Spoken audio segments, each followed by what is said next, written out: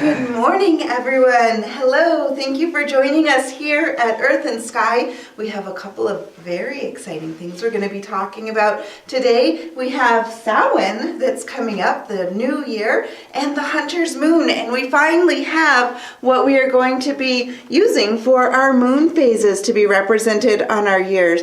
Or on our wheel. And so as you can see, this beautiful full moon that represents the Hunter's Moon that we are in now was created by Man and the Moon Metalworks, and we're going to be getting into talking tonight about the Hunter's Moon and what that will mean for you. So you can see the beautiful deer, fox, bunny, squirrel, so many things, so many beautiful elements and aspects that come in with the Hunter's Moon. But we're not talking about hunting animals as people would do at certain points. Instead, we're going to be talking about how to hunt and find yourself, how to track and find and hunt yourself and bring your fullness of yourself out, and how the animal kingdom will reflect and work in with that. We're also turning the wheel today as we're coming into Samhain. So as we've gone here from Mabon and now to Samhain, one of my absolute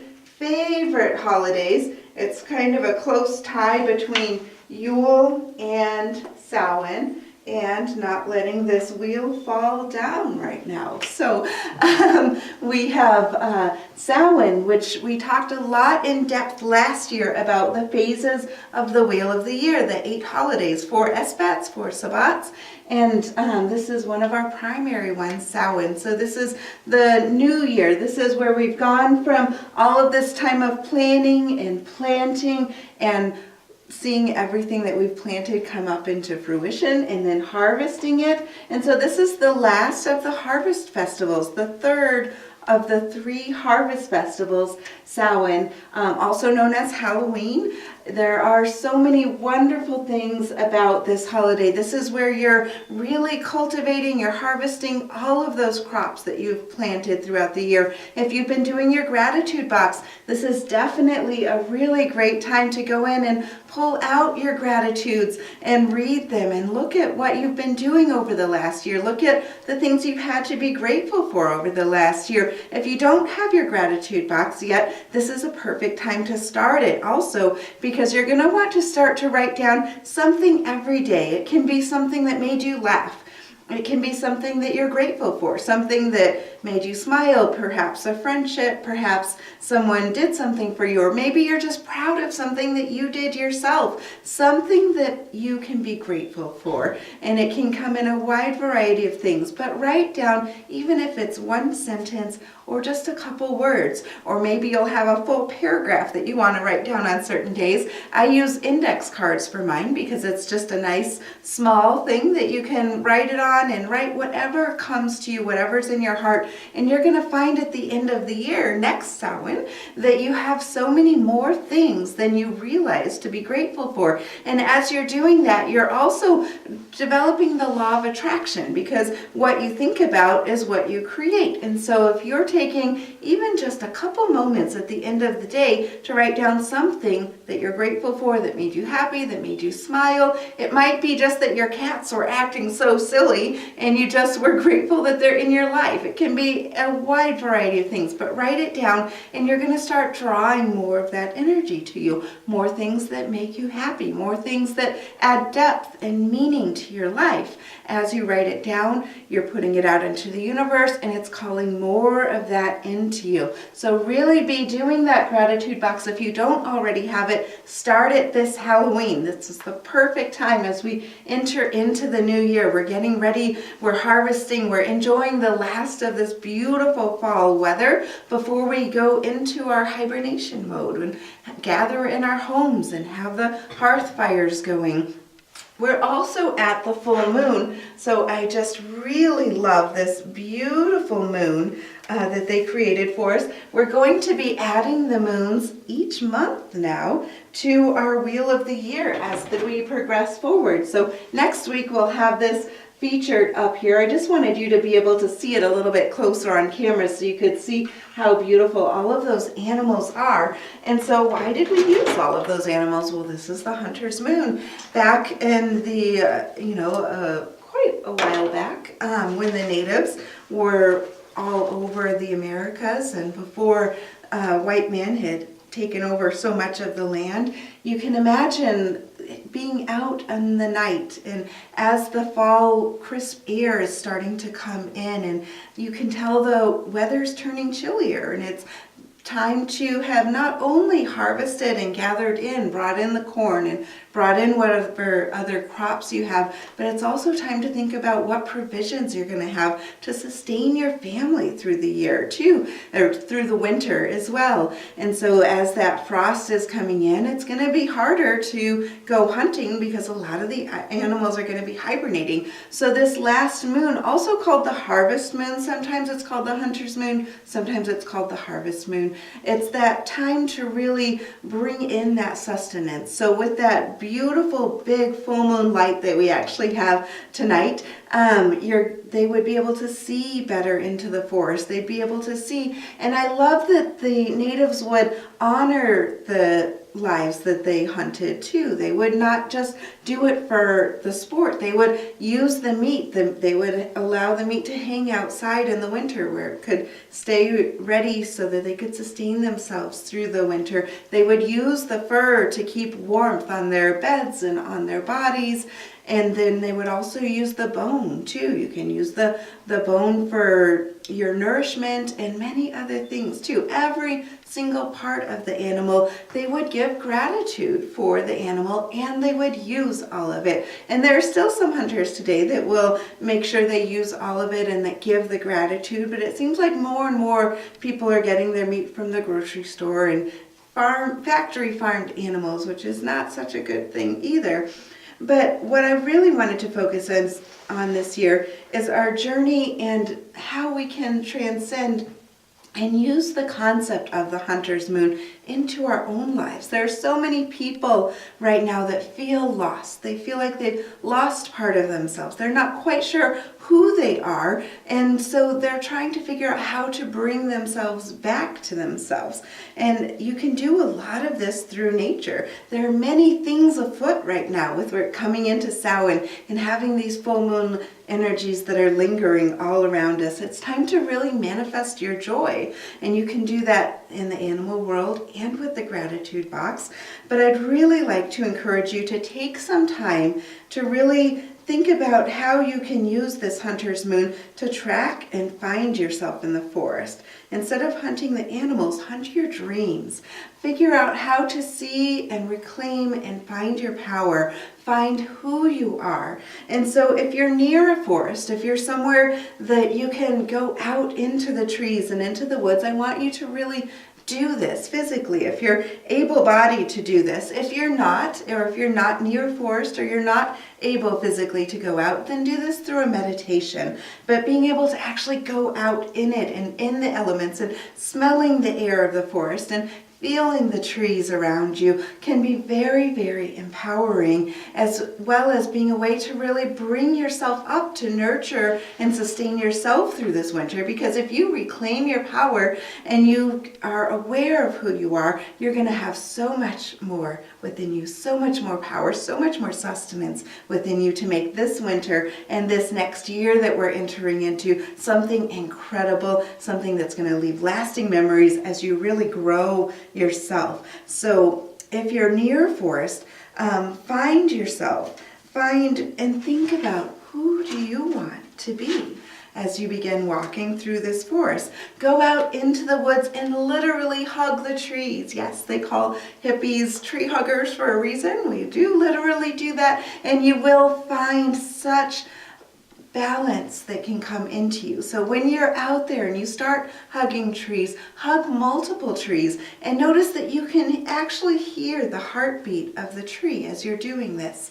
And start to notice what you're feeling in your body. What are you feeling in your mind and your emotions? And what do you feel physically in your body as you're hugging the different trees. And notice if it changes as you're hugging different types of trees, different sizes of trees. Really go within and see what you're feeling within yourself. The earth is very grounding. The earth has a lot of stability that it brings into us. And so as you're connecting with those things that are growing up, the ancient things often that come up through the earth, you're bringing that energy, that stability, that security, that grounding into yourself. In the hustle and bustle of life, this fast-paced world where we're inundated with so many things now, it's really important to go out and just connect with the ground. Just connect with the earth, the slow growth of the trees. There are some trees that grow quite quickly and others that grow quite slowly. So notice how you feel as you're hugging, maybe lean against certain trees and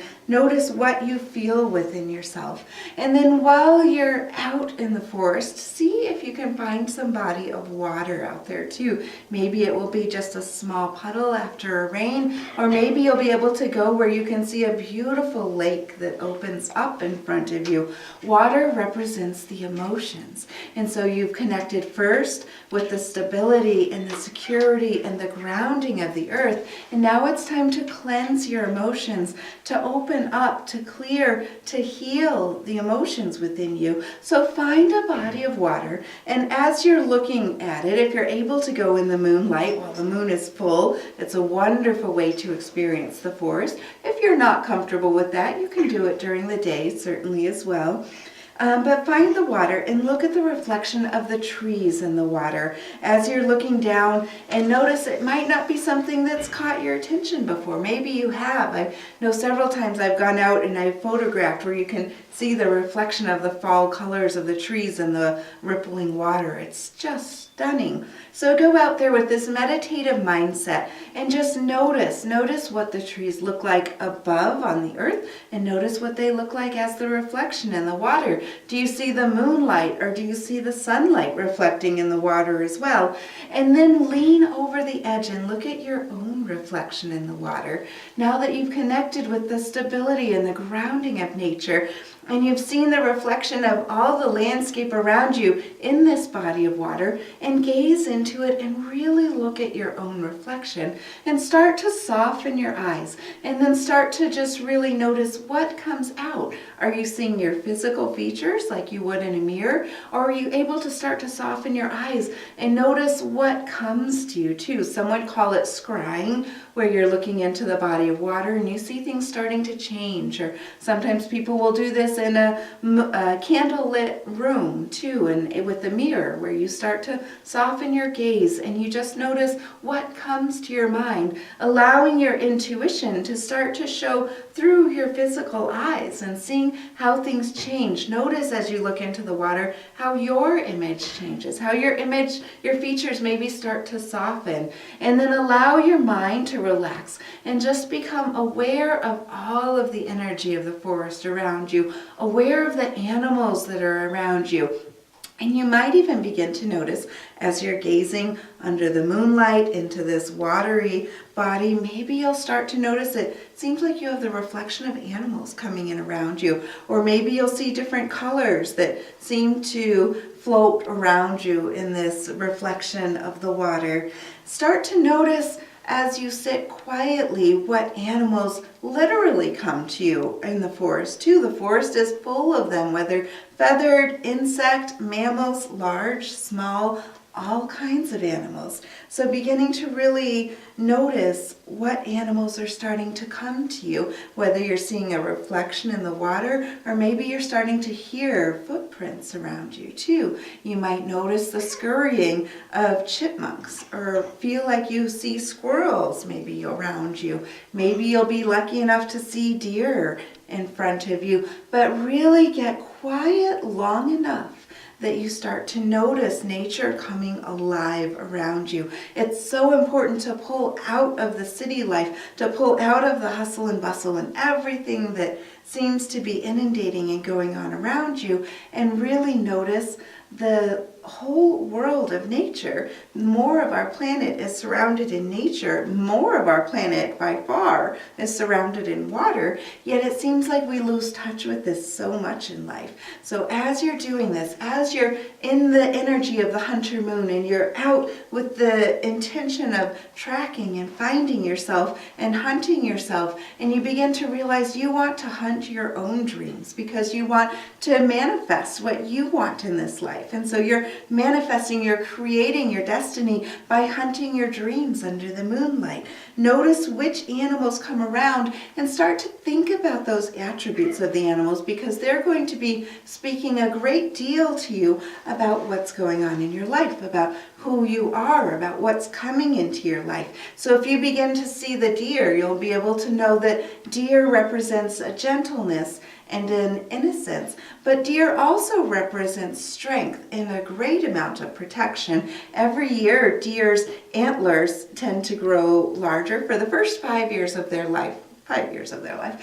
They tend to grow larger antlers each year. They'll get more nodules on the end of their antlers. So if you see a deer in the forest and you see that rack that's still on them and they haven't shed it yet, count the number of antlers that are on their rack, and then use your knowledge of numerology to see what kind of message this deer has brought to you. The antlers provide a great amount of protection, yet they shed them every year too. So if you're seeing deer coming into your life, it can also be a symbol of feeling like maybe you've been protecting yourself a bit too much, and it's time to shed and release and trust more too, especially as we come into season where they start to shed those antlers.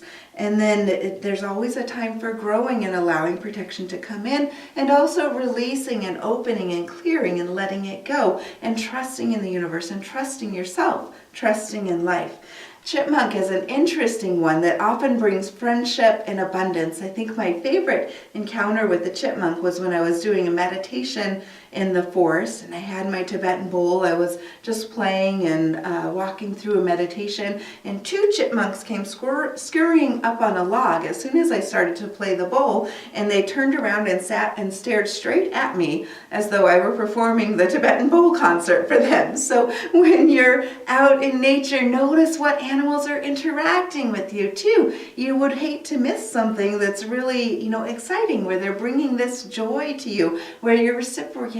If you know Reiki, then while you're out there, send some Reiki energy out to the animals around you. If you don't, send love energy. We all have the ability to transmit energy, so just send that heart love energy out, and you'll probably notice even more animals starting to come around you when you do that.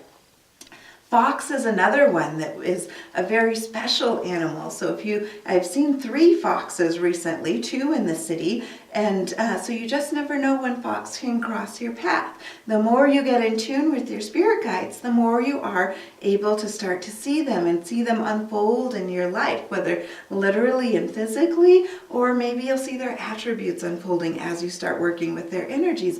Foxes tend to be very shy and secretive, but very intelligent and clever. They represent feminine magic and shape-shifting and the ability to camouflage, as well as being able to go between time and space. So they may help to open into the fairy realm if you're wanting to bring more of that fairy magic into your life. As we enter into the time of Samhain and the hunter moon, then talk to the fox and see if their energy can come to you. And squirrel is another one. In Michigan, we have so many different squirrels, especially the fox squirrels. Those big red squirrels seem to be in the area where we are at, and they represent activity and preparedness. So if you are at a point in your life where you feel like you just need to prepare a bit more, maybe you tend to procrastinate a bit too much, then maybe you need to invite squirrel in. So while you're out in the forest, then ask squirrel to come into your life. Ask squirrel if he can teach you lessons about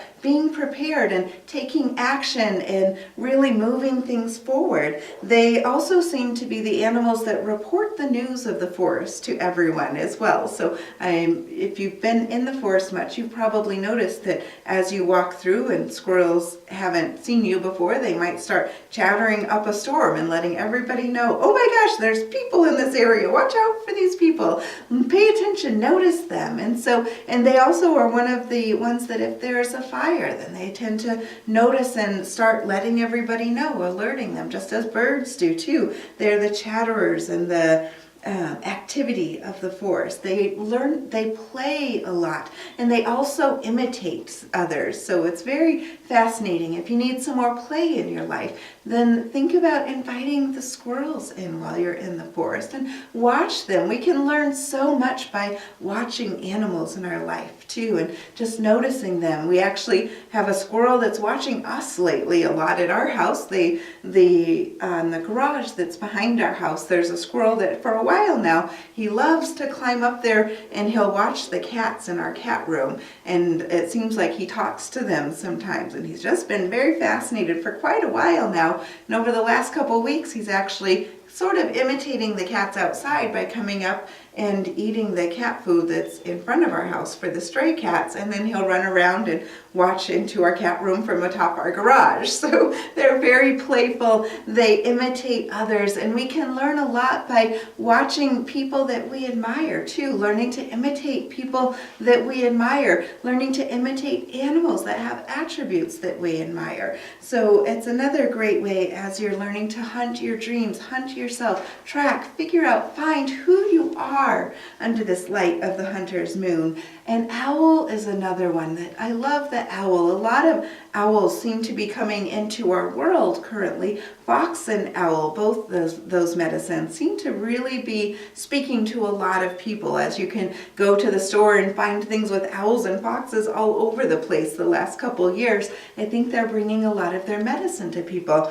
But owls tend to bring mystery, wisdom, and vision. They have a very mysterious aura about them, especially the ones that tend to be awake more at night. I think that people get very intrigued by that. And they also bring a lot of wisdom. So if you have something in your life right now that you're just not sure how to take care of it, or how to handle it, or what you should do, how you should move your life forward, then owl medicine might be the friend that you need to help bring you the wisdom, to bring you the vision and the insight that you're looking for to create and manifest the life of your dreams. So go out into the forest and call an owl. If you're in the Flint area on November 30th, Formar is doing an owl prowl. So they have a guide under the moonlight that will take you out down the trails, and he can do the owl calls, and you'll hear the owls call back to him, and perhaps be able to see a few different types.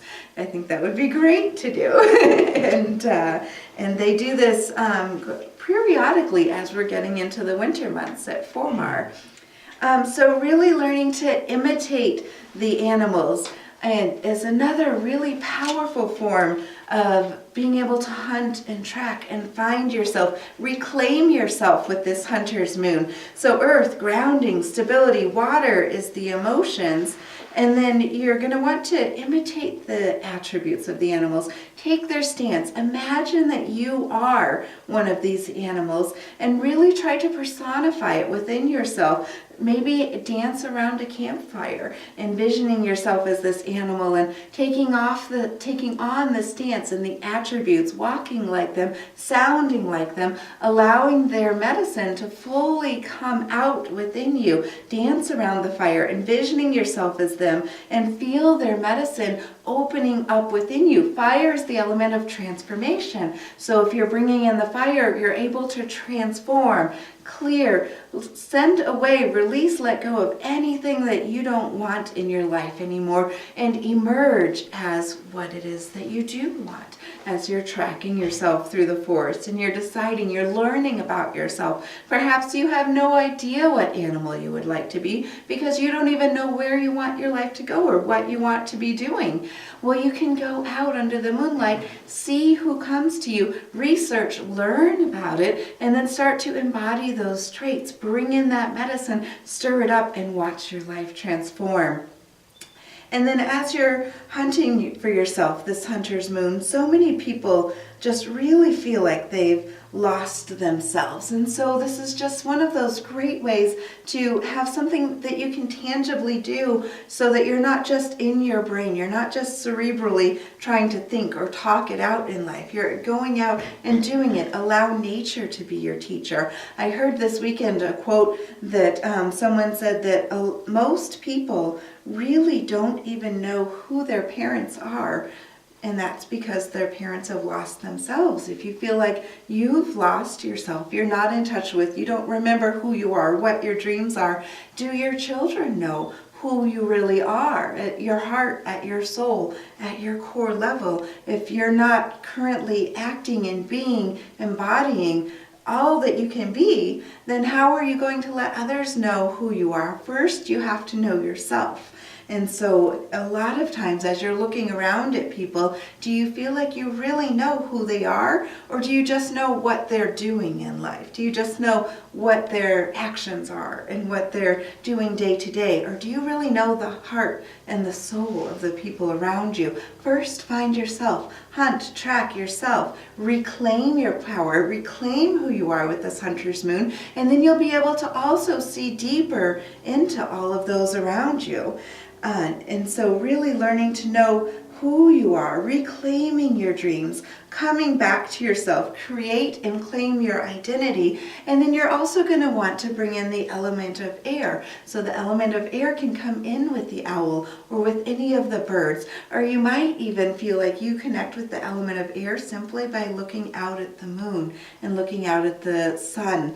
The air is the element of ideas. So as you've gone through the earth and you've connected with the trees, you've brought up your stability and your security and your grounding, and you've gone through the fire of transformation, clearing, releasing, letting go of any conceptions of who you are or any of those veils that have clouded who you are, clearing, burning them off, letting them go. Dance around, see what animals come to you, embody those traits, go to the water, see your reflection in the lake, and really cleanse out all of those emotions and reclaim your power. There's power in emotions as well. So really reclaiming that power with the water, and then looking at the air, calling in the wind, noticing as you're out in the forest, if you hear the breeze, noticing that sound as it whistles through the leaves, especially during the fall as the wind drops those leaves down to the ground. And you can even envision ideas falling into your life, ideas falling into your mind as those leaves are falling around you. The air contains all of the wisdom of the ideas. And so use this energy of the hunter's moon to really find and free yourself so that you can begin this new year fully present and fully you, creating consciously who you want to be in this life, because each moment, the present moment, is all we have. And so within each moment you can create yourself, you can find yourself, you can learn about yourself, you can hunt and track and find all of those pieces of who you are so that you can fully engage and fully be ready to take on this next year as we're going into Samhain and we're ready to make those new resolutions of who you want to be, what you want to create, because we're in that third harvest. We're harvesting everything that you've created through this year, and it probably feels like it went by pretty darn quickly, and now it's time to figure out what you want to plant in the new year. We don't have long before the calendar new year where people start thinking about other resolutions for the day-to-day life and bettering themselves. So get a jump start on it with this wheel of the year, looking around and being grateful for those things that you have created, that you have harvested in your life. Go out and get in touch with nature. Allow nature to speak to you, to open up what you want to bring in, so you have a really great map for creating the treasure map that you'll be building through this next year, getting ready to plant those seeds when we come into Yule. And I hope you've enjoyed this live talk. If you haven't already, please like our Facebook page. Please subscribe to us on YouTube, and we really love it when you share out our videos. Thank you, and have a great week.